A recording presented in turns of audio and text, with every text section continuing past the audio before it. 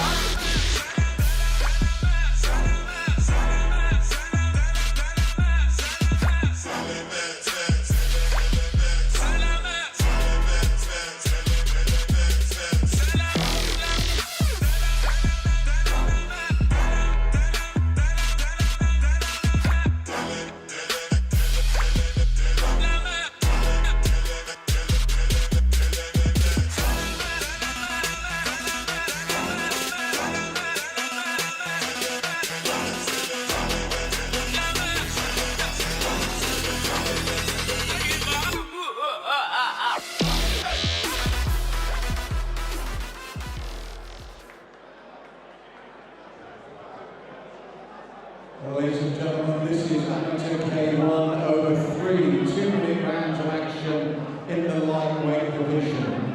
And can I just say, before I make the official announcement, this fight would not have taken place unless the blue corner stepped in at 1 o'clock this afternoon to make this fight happen.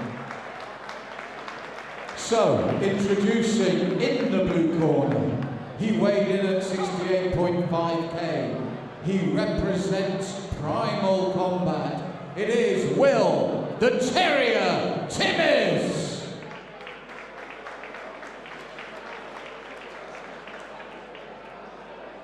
And his opponent across the cage in the red corner. He also weighed in at 68.5 kg. He represents the Semtex gym, Charlie Hannon. Your referee for this one, Mr. Andrew Nichols.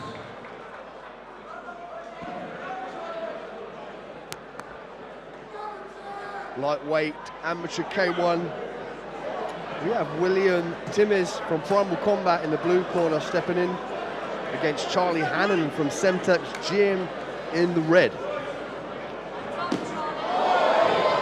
Big kicks being exchanged early here. Hannon in the black shorts, Timmis in the red tight shorts. And and Timmis really went for it there. And in a way, Dean, he's in a no-lose situation. He did genuinely take this bout at 1 o'clock this afternoon when Charlie Hannon's opponent couldn't make the fight. So Charlie, who trained so hard for it, was without a fight. So Will stepped in and said, yes, I'll take it. That gives you a certain freedom, which he's using now with these heavy Mike Tyson-style punches. Will is coming in and he's trying to end it early, stepping in on the late notice.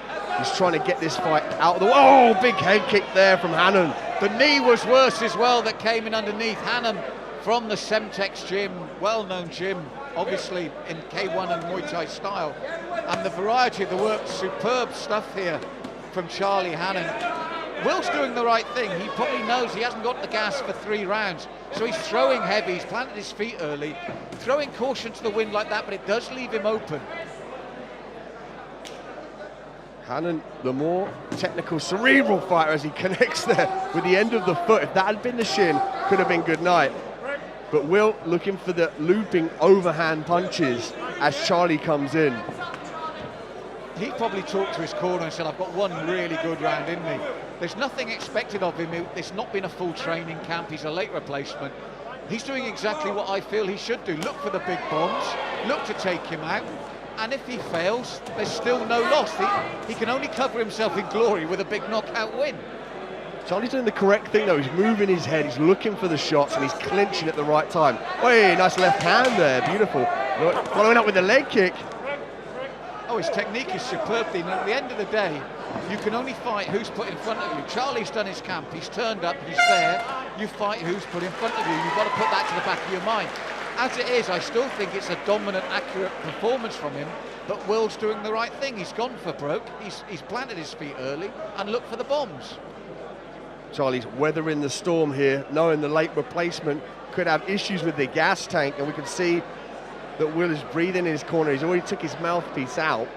That's a telltale sign. Let's see if Will can implement his own game plan and keep safe from those big power looping shots.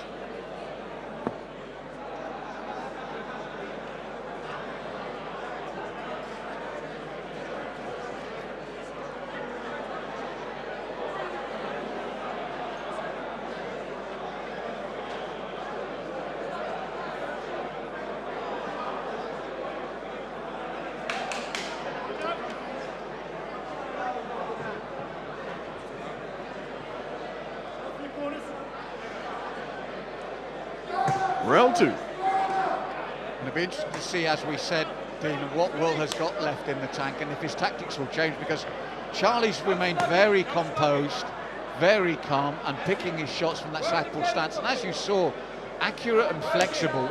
That high point kick, there's no backlift, it comes up easily.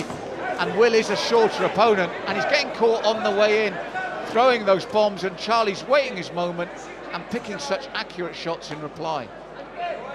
Charlie's doing a great job of using that lean back. Oh, that connected. Will's got a puncher's chance as always. Oh, the knee sunk in. Yeah, you can see he's grimacing, Will there. He looks to his corner. You're right, Dean, that knee really sunk in. And I think it was just pure luck for Will that Charlie's mouthpiece fell out. Because that, I mean... I think you're right, Dean.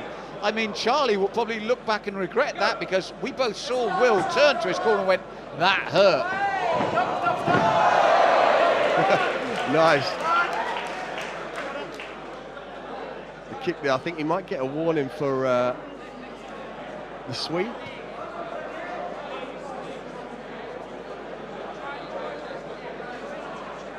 Yeah, he's saying the ref, you can't walk him around the cage. I mean, his leg was stuck on his head. He didn't catch it, but nonetheless, we're back at the action. Yes, it was an instantaneous shot, and Charlie back to doing those. And I think the knee would be the key here to success for Charlie Hannon. Will now. Oh, he bites down on his mouthpiece and fires that right hand. Well, the height advantage is beginning to really come into play now. That knee needs very little extension to really go in, and then when Will's worried about the body shots, he can just bring his leg up high to the face as well. It's a tough night for Will defensively.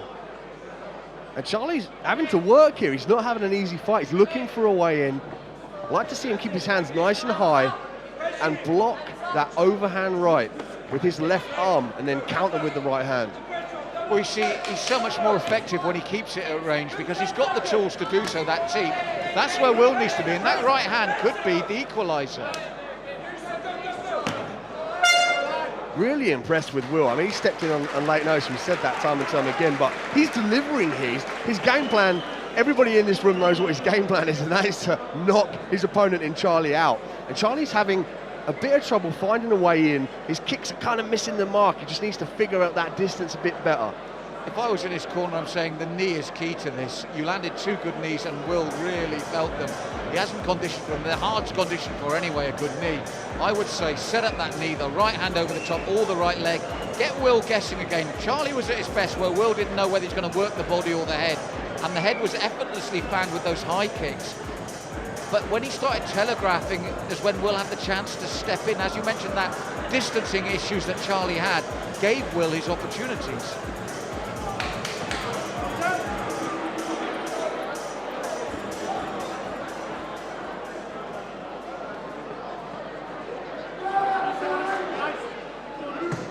Round 3. And let's see if Will now can listen to his corner's advice. They asked him to have more combinations and work the uppercut on the inside. So overhand right, left uppercut, and then come back to the right hand, but that hit his mark, Malcolm. That's the danger. I mean, I'd go for broke now. He's still there at the end of 2 rounds. You know, the gas tank hasn't emptied. Nothing to lose now. You know, and that big right hand could be the equaliser. He's done everything right. He's looking to place that. Oh, big body kick there from Charlie. Charlie needs to start thinking about using fakes and feints, keep his hands high, because that overhand right's going to come from Will. Well, you saw a bit of viciousness there about Charlie in the third, a bit of spite coming in, planting his own feet. That one rung his bell. Charlie was rung there. He just shook his head as if to say, oh, you're not going to get me with that. But his hands are low. He needs to keep them nice and high. Well, it's not pretty from Will, but it's effective. He's got the advantage of knowing where his taller opponent's head's going to be. He's the shorter man. This is where Charlie needs to work. And there we go. It's almost like he heard you, Malcolm. He's working the knees there. And we see some blood trickling down the nose of Will now. And well, it's amateur, Dean, and it was a knee to the head, probably. Ah, right, okay. So it went a bit high. Difficult to see from the position here. No, I think that's what Andy would have been saying to him. Watch that. I mean, it's hard when you're the taller man and you're in full flow, but I think he was just warning, look for the placement of those knees. It's illegal if it's to the head at amateur level here. But Will doing exactly the right thing again, Dean. He's closing that distance. He's busted up here. His nose is busted and the left eye, just by his eyebrow. Well, full credit to him. He's a real warrior, and he's made a real fight of this. He's turned up, he's leaking, and he's still there. I love the tenacious... Oh, there's the right hand again. It's a good job Charlie's got a chin, because Will's tactics have worked for him to a certain level, and I think he'll earn the respect of the crowd here, Dean. I don't think he's got the win, but he's made it really difficult for Charlie Hannon. He brought it all to the table, and some. Delivered dessert and coffee at the end. Charlie Hannon had a difficult time of kind of really getting into a rhythm. He landed some beautiful teeps, some lovely knees that he sunk into the body.